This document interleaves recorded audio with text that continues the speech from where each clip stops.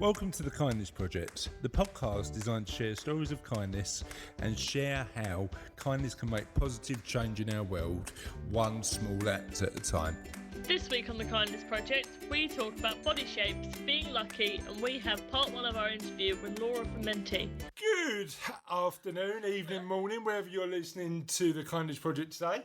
Welcome to the Kindness Project. I am joined by a girl with extremely long legs and a teeny bitty torso. It's Charlotte Dames. And I'm joined by a man who's got the same length of legs as me, but somehow has a bigger torso. It's Chris Dames. Now, weirdly, we're standing here recording the podcast and we're comparing leg length. Yeah, well, my trousers are the same point of my hips as yours, so our legs must be similar or same length, right?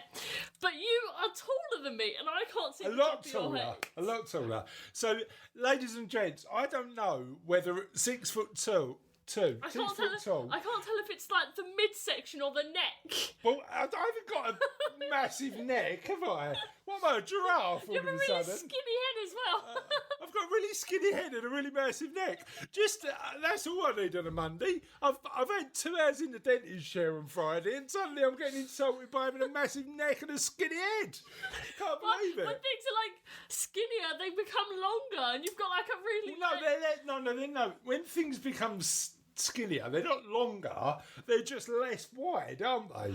Well, yeah, but if you had a circle and you squished it, yeah, it would become longer. Yeah, but if you had a circle and you elongated it, it would become what shape? Shorter. It would become like a sideways oval. Yeah, but right, if I put on 5 stone right now, I wouldn't shrink You'd have a bigger chin. You'd have a bigger chin. Yeah, I know, but I think this is my natural chin face. size. Anyway, ladies and gents, unofficial question of the podcast, part 1, is it right to have long legs and a short torso?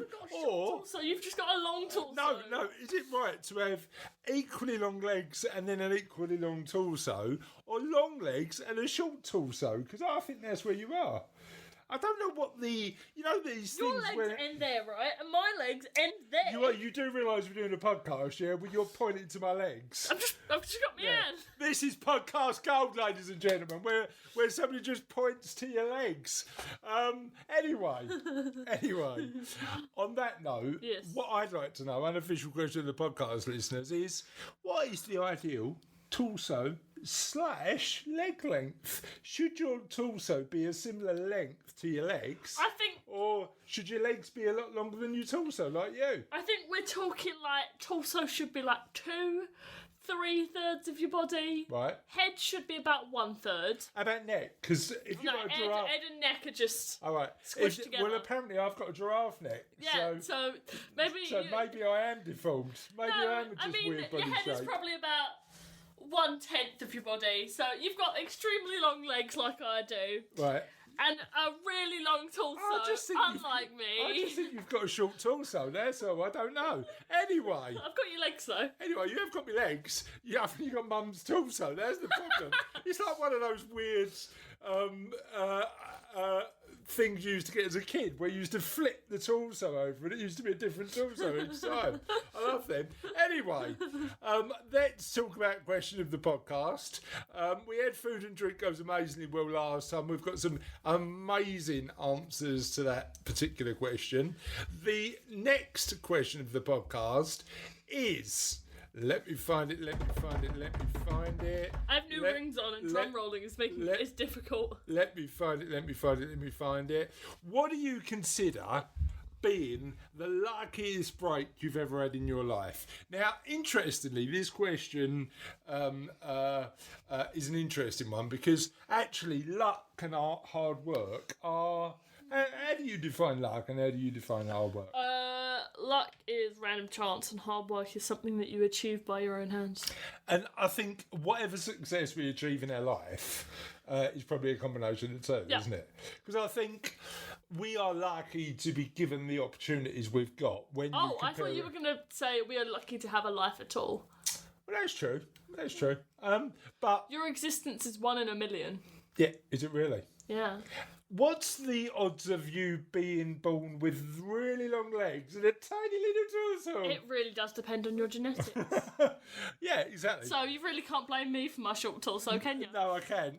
No, I can't. I can't. Your short torso is. I'm probably partially responsible. My mum's partially Yeah, responsible. I mean, it's only like... No. Let's be honest. I could fly a plane over the height difference. When you were growing up, I thought you were going to be super tall. I reckon Soph's going to be super tall. Maybe she'll get long legs and a long torso. So I'm just not that lucky. So, ladies and gents, the question of the podcast this week is: what do you consider being your lucky break in life? When have you been really, really lucky?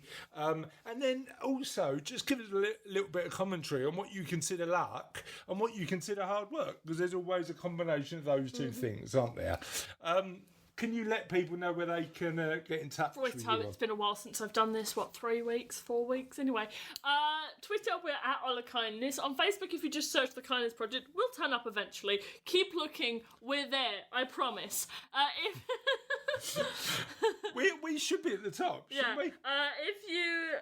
If you want to see our website, it's just www.thekindnessproject.co.uk. But if you type us into Google, we should be the first thing that comes up. I think. I haven't tried it. We have an email, ola@thekindnessproject.co.uk, and MySpace and Friends Reunited had to be taken down due to the unpopularity of the sites. No, not the Kindness Project. MySpace and Friends Reunited. Yeah.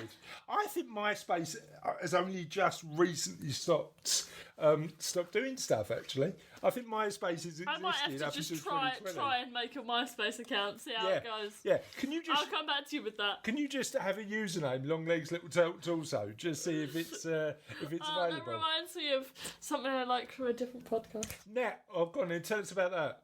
Average height, medium range. Average height, medium range. Talk to me about that. No, I'm good. No, why? I just brought it up because I was like, I've stopped talking now. I'm standing in silence. He's gonna want a reason why I've stopped talking and standing in silence. Well, I've got a feeling it's your little torso. That's what I'm blaming everything on now. Little torsolitis. But the other thing I was going to talk to you about was your blog. Because I know you don't like advertising your own blog, and I know you've been doing some amazing writing on your own blog. So tell us a little bit about that. It's a blog. Right, sorry. I'm giving you the opportunity. Prime ad space. With prime ad space on the Kindness Project, with our thousands and thousands and thousands of listeners, to give your own blog a pitch. Yeah, okay. Say, okay.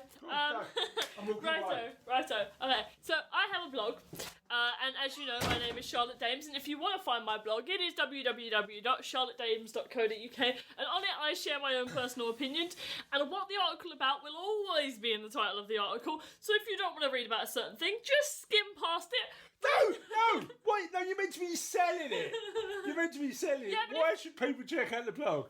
Because I put a lot of hard work and effort into it, and I share my own personal opinions. I think everyone's opinions are interesting, and hearing about other people's varying viewpoints are interesting. But not only do I share my own personal opinions, I share research that I've done, and I look into some interesting topics, like the origin of human understanding of time.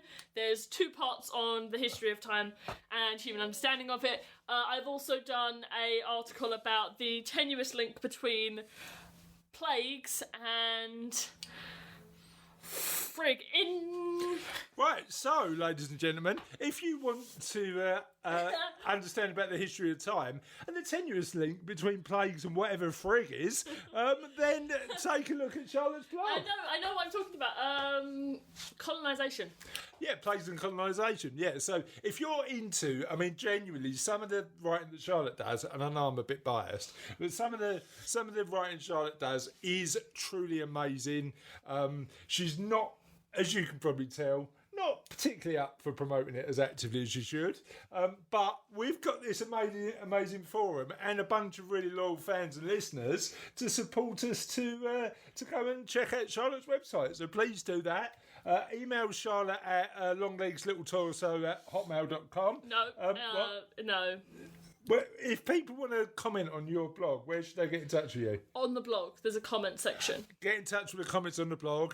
Only kind comments only. Constructive criticism is wanted, but only if it's constructive, right? Also, if you're coming from here, from the Kindness Project, obviously, hi, then please leave a comment that was how you found me. Yeah. I guess. Yeah, perfect. Yeah, so check out www. You know what, ladies and gents, I had some dental surgery on Friday, and literally, I'm still in quite a lot of pain. You sound very merry for someone who's in quite a lot of pain. I know, yeah. I shouldn't have said quite a lot of pain in this way. Quite a lot of pain. I should have said it like this. It's bloody hurting. But I am in quite a lot of pain. I am fighting through it. We will get through the Kindness Project. We will share the stories of people doing amazing stuff in the world. I'm going to ignore the pain for the purposes of this and then just go and collapse in a heap on the sofa. So we will get there. Anyway, on that note, should we get on with the show? Let's do it. So this week we've got the amazing Laura Formentini talking about kindness, the work she does on kindness. This was an interview we did quite a while ago now, and it's great to share Laura's story. Do you want to listen to it? Let's do it. Great. Good morning, Laura. How are you? Good morning. I am great. How are you guys? Doing all right. As we said before the podcast started, we're a little bit cold today because it's now late November when we're recording this, 2020. What a year! I know. What a year 2020's been. This probably won't come out until 2021 now. True. So yeah, and we're I don't know about you, Laura, but we've decided to start our Christmas celebrations early. How about you? Well, we haven't even really thought about Christmas yet. It's just it's been it's been pretty crazy because, well, we're in Sicily, okay, and we're in southern Sicily, and it's one of those regions where things change every day. Like the laws change every day. They tell you to do one thing one day, and then the following day it's a different thing. So you don't know whether you're okay coming or going. So anyway, but yeah, I mean, overall it's going to be a very different Christmas because it is. But we're hopeful that next year will be a fantastic Christmas, together with a bunch of friends and family again. And, I'm sure this year is not going to be like that for us. Yeah, we don't know what's going on in the UK at the minute, but it looks like they are, because we're in lockdown number 2 at the minute, and it looks like they might release us. Release us into the wild again. Where are we going to go? I don't know. Can we go places? No. We can go outside. Yeah, we could. In the cold in November. I might go for a run later. I don't know. So, Laura, instead of us whittering on about where we're going to go after lockdown, tell us a little bit about who you are. Well, okay. So my previous life, I was an archaeologist. So I'm originally from Milan, Italy, and I moved to the States in my early 20s. Okay. So I went to university in the U.S. and I, worked in the U.S. as, for the universities as an archaeologist, archivist, and many great things like that. But then I went through a period where I found myself at a crossroads. And it was a big year for me because it was the same year when my mother died, and when my divorce, I finalized my divorce. And so, I had one son was already almost finished with college. The other one had already started college. And so I decided to just, take a different path. I said, okay, I have nothing to lose. I sold most of my possessions and I decided to travel. Okay. And so I yeah, and I left the US, and I took this amazing 6-week trip to Africa. So it was a trip that took me from South Africa to 8 different countries, and it ended in Tanzania. No, it ended in Kenya. And so it was such an eye-opener because back in the US, there was just so, especially back then I was living in Los Angeles. It was such a world full of superficial things, and people just worried about this and that, and how many cars I have, and it was like, oh my, I was just ready for a change, and I was ready for just to leave everything behind. And so this trip to Africa was an eye-opener for me. It was very refreshing in a way, because we went to so many different places where there was no internet connection. Okay. So you're talking about 6 weeks. And for sometimes we would go, it was a group of 22 people. It was with the, now it's with Lonely Planet, but back then it was with Intrepid Travel, which is an Australian.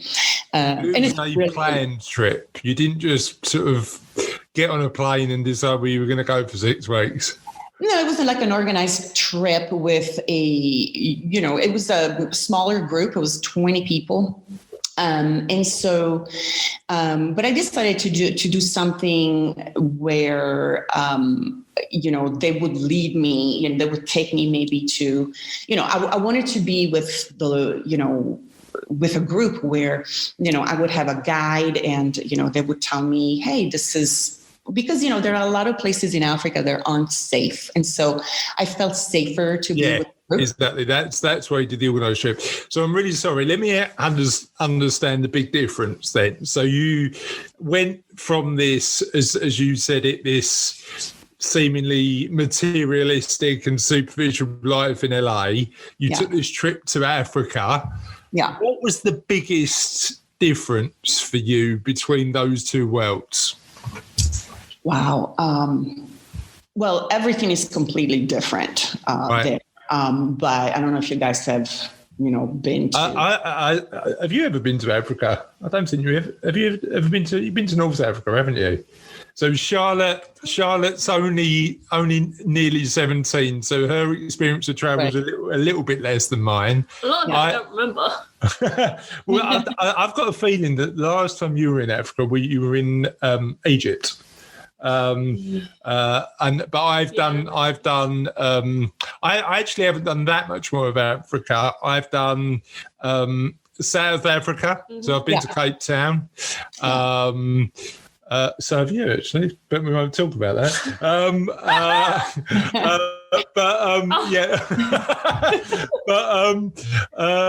So I've done a bit of north of the Morocco and Egypt and stuff like that. Bit of sort of the South Africa, but weirdly nowhere in the middle, and it's on my list. It's so incredibly different because, well, number one, the poverty that you see is something that you can't even describe unless you really go there. Yeah. And it's, people live in huts made of literally bricks and mud, and, and it's it's incredible. But, the poverty is everywhere. The internet, they're not even close to what we have here as far as connecting with the rest of the world.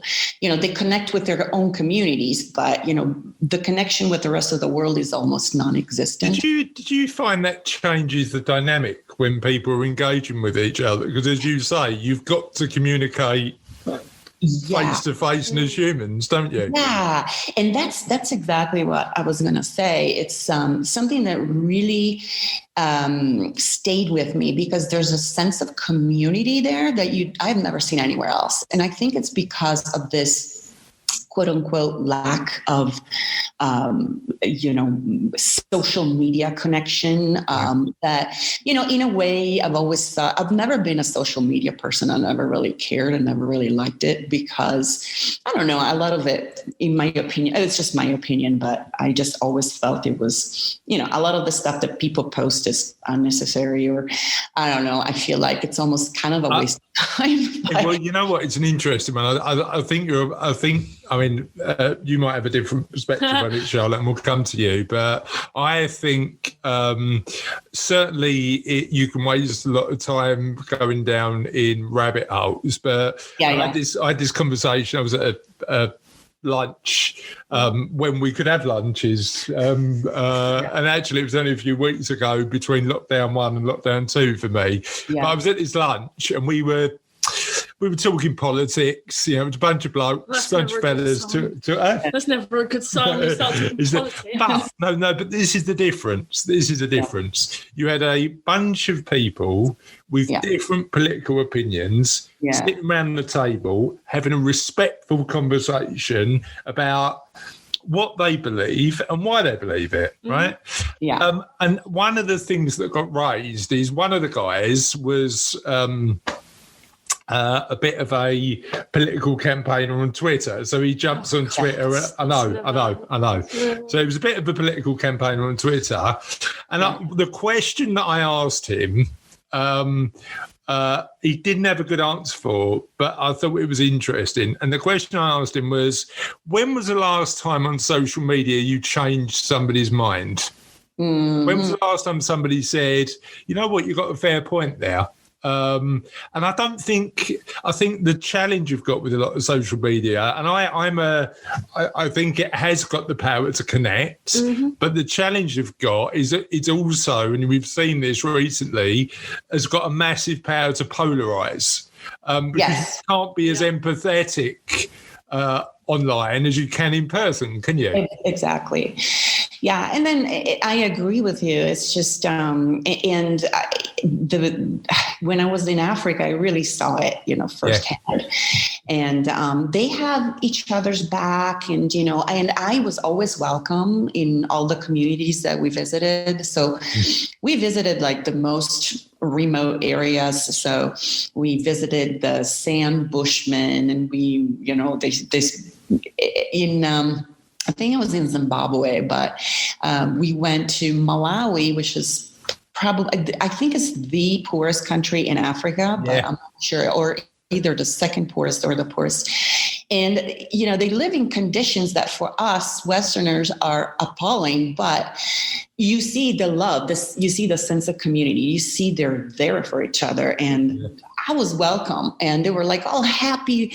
And so I visited the community with all these kids who had just come out of their of school, all in bare feet and running in the mud, and they came to me and wanted to hold my hands, and and because I'm blonde, and so I was kind of an alien for the community, but they were so excited to see me. And the funny thing was, I had nail gels back then, and I had long nails, and they're all painted, and the girls, they were like 8-9 years old. They were staring at my nails, and they were like, touching my hair. It was really unusual for them to say. Very unusual, and I felt like a bit out of place for sure. But then they made you feel so connected and so welcome that it was really sweet.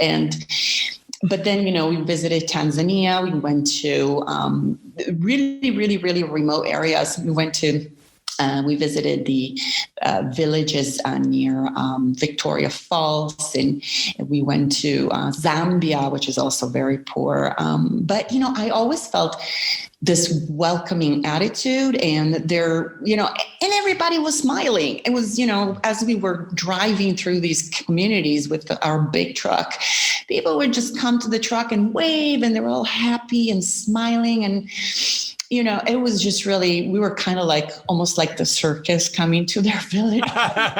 But it was really cute.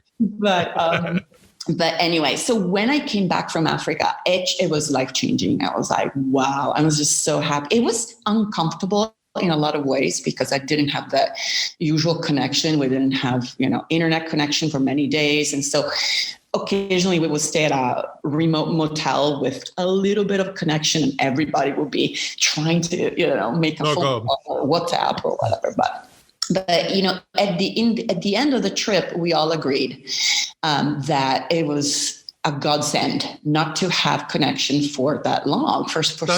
So let me ask you what you felt that you got out of that sort of not being consistently connected. Was it an element of sort of mindfulness, an element to just reconnect with nature and think? What was it that you felt that not having that connection helped you do? Yeah, I would say all of the above. I would say a reconnection with nature for sure, a reconnection with myself, because it's so easy with all this social media stuff and, constantly trying to connect with people to really lose connection with yourself. And so it's really uncomfortable at first because you go through these waves of keep thinking, oh, I wonder what she's doing. I wonder what he's doing. I wish I could send them these photos today, but you can't because you have to wait 5 days before you do that. And so, since we're living in this era of instant gratification, it's like, wow, you can't do it. It's almost like right now during COVID, a lot of things we cannot do. And so it's almost like Earth saying, okay, let's press the pause button a bit so that we all recenter. And I think my recentering started then, and I never stopped because I was like, wow, I really know what my path is now. I really get it. I understand what the important things are and what isn't important, anymore. And that was your inspiration, was it? Start all your nonprofit work? Was that where it started? Yeah, that was my inspiration. And, but I've always been an empath. And so being empathic, in the past, I always used to really absorb people's energies. And, if someone's sad, I become sad. And I'm like, and so that trip to Africa was kind of like a catalyst for me to create something meaningful because I was like, I saw the poverty. I saw what was really important.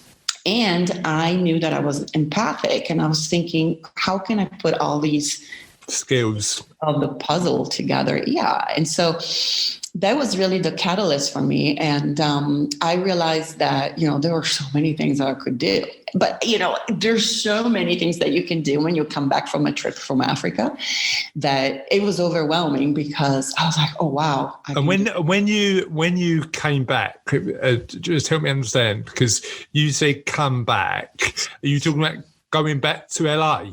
Is that where you went back to? Yes, I went back to LA and I immediately started reaching out to many people who already had done fundraising and people I knew, friends of friends. And so I started this process of, because I had kept the contacts from a lot of the people in Africa, people who needed help. I needed, there was a clinic in Malawi that needed mosquito nets. They needed mattresses for where, where the women delivered. The mattresses were not even mattresses. They were just like, rags all torn, and it was just awful. And so I knew that I needed to do something.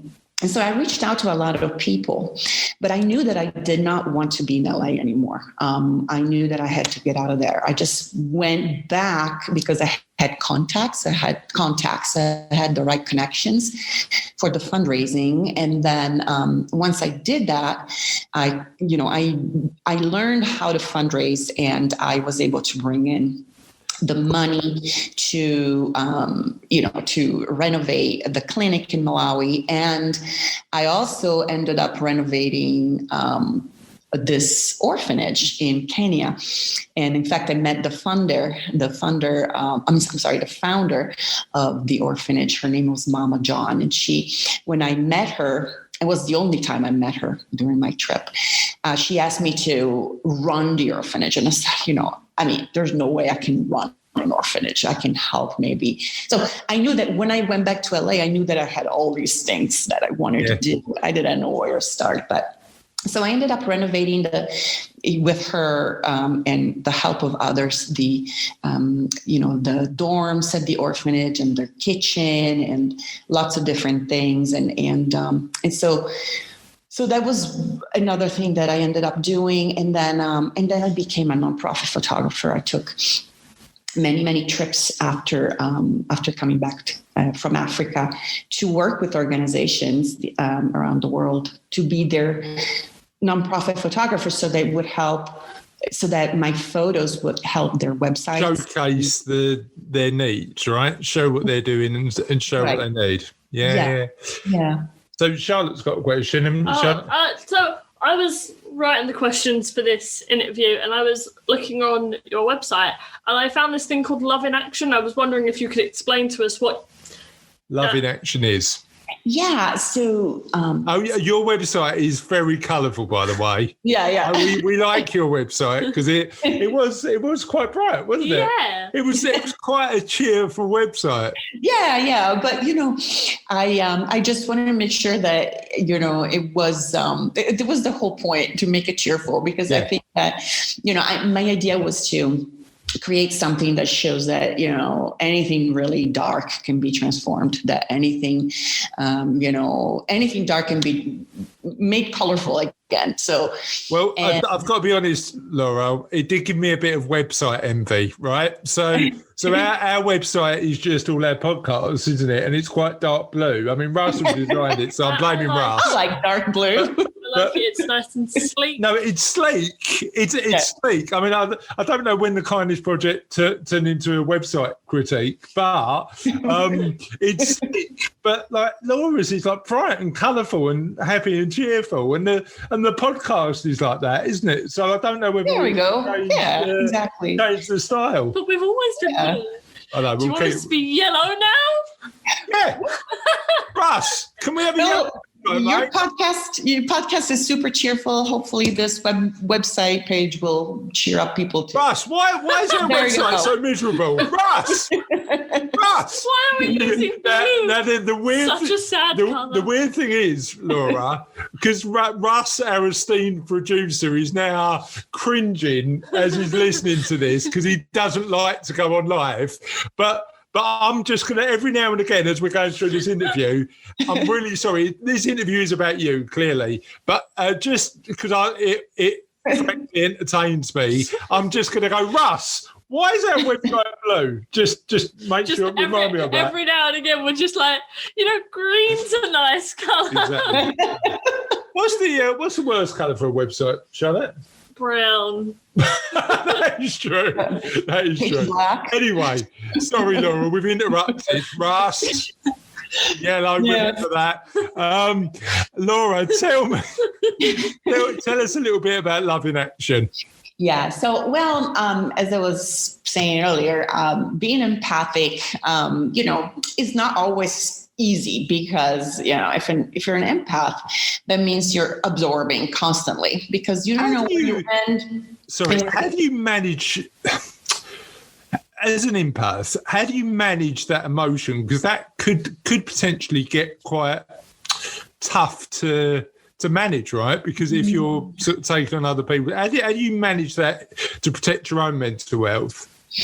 Well, I learned to separate emotion from work, because I said, if I get the emotion involved, if I involve the emotion, then I'm not going to be able to carry on what I'm supposed to do or what I want to do. So I learned to do that. It was a process. It wasn't super easy in the beginning, especially when I first visited the orphanage. The condition was so bad. These kids were living in dorms that were just pitiful. I'm telling you, it's just, I was like in shock. And, there were bed bugs in the mattresses, and, it was just appalling. So, but I'm an empath, but I'm also really, really, really it's like the compassion that came out. So it's almost like what happened there was this empathy transformed into empathy in action, which I also call loving action. So it sounds like you're quite practical, right? Like that adding that into getting stuff done. Right. Yeah, because I think a lot of people really, really want to do something meaningful, but they don't know where to start because maybe it's daunting. Maybe it's, oh, wow, where do I start? Where do I go from here? I want to help this community, or I want to help even you don't have to go to the other side of the world, of course, but to do anything meaningful. You need to take action, don't you? It takes, you need to take action, and you need to come up with a plan where you take specific steps. But the first step that you need to take is to, especially if you're an empath, is to understand where your boundaries are. So where you end and where the other person starts. And, you're there to help them, but you're not there to absorb what they're going through. Yeah. So, and that's what happened. And, and even in all the work that I've done after with the, in the animal welfare and all of that, I've seen stuff that is appalling. There are animals that are, killed and poisoned and tortured. I've seen all sorts of stuff, but I've learned to say, okay, I need to complete what I started, and by doing that, I need to keep separating my emotions. Yeah, gotcha. Yeah, because if you get too emotionally attached, it can be a detriment. Like you stop taking action, don't you? Because you get too emotionally attached to it. So yeah, it's interesting. Yeah, exactly. And so it's like I came up with this term loving action because it's more than just loving and not doing really anything. I mean, loving is great, but loving in action is something is taking love a step further. So you really realize that, okay, you have all this love. How can I put that love into action? I like it. Yeah, it's using it practical. And I'll tell you one thing I like, just for you, Russ, because I know you're listening. Laura's website's got bees on, right? Why haven't we got any bees on our website? Come on, Russ, tell me. No, see, Laura, he's not listening. He's clearly not. He's clearly not. So that was part one of Laura's story. We are going to be sharing the second part of what Laura's all about next week. Nice. Shall we get on with the end of the show? Let's do it! Don't steal my spotlight. There you go. Tis the end of another podcast. But the end is never truly the end. The end is never truly the end when you're listening to Long Legs, Long Torso and Long Legs, Little Torso. That is or, as we prefer to go by, General Full Pine and Captain Half Pine. General Full Pine and Captain Half Pine. I love that. Absolutely love that. That works with the torso. Yeah, that works with the torso. We were out for a meal on Sunday, weren't we? Yes. Me and you wandering around London town on the way out for a meal. Stopped at a restaurant. I asked for a pint, and they came up with a half pint. Now, anybody who knows me knows that I'm not so keen on complaining about stuff. But when I get a half pint and ask for a full pint, I'm moaning. I am asking for another pint. Anyway, asked the waiter for a full pint. He came back with 2 half pints. I don't want 2 half pints. I want a full pint. But because I don't like complaining, I kept the 2 half pints. And now he has become General Full Pint in his half pint army. Yeah, exactly.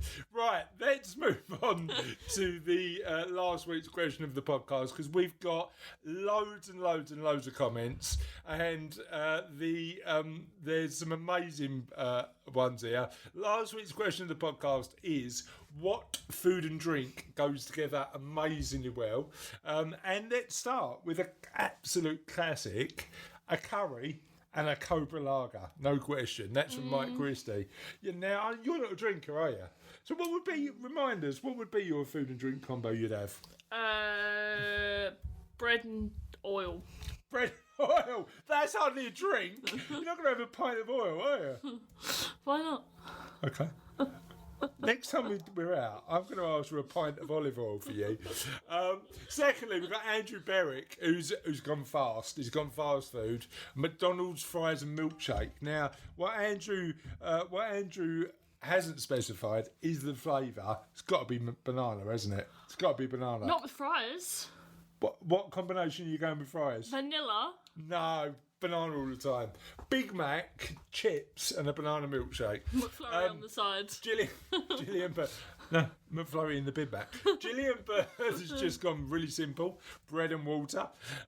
Georgia Eccles has gone something that would certainly suit my taste. Cheese and wine. Oh. Keely Bedding's gone old school. Old school East End of London. Pie mash liquor. And an orange juice. Oh, I like orange juice. Would I have it with pie mash and liquor though? I don't know. I'd have orange juice with anything. Caroline Thompson just said Jack Daniels with any food you like. And Hazel Grace has agreed and said cheese and wine every time. Jeremy Squibb said pasty and spingo. Those who know. Now, I've got a feeling that is a Cornish thing because Jeremy is Cornish from the good county of Cornwall. Never do that again. I have got a long torso. I can do what I want. Okay, full pint. All right, half pint. You're captain half pint.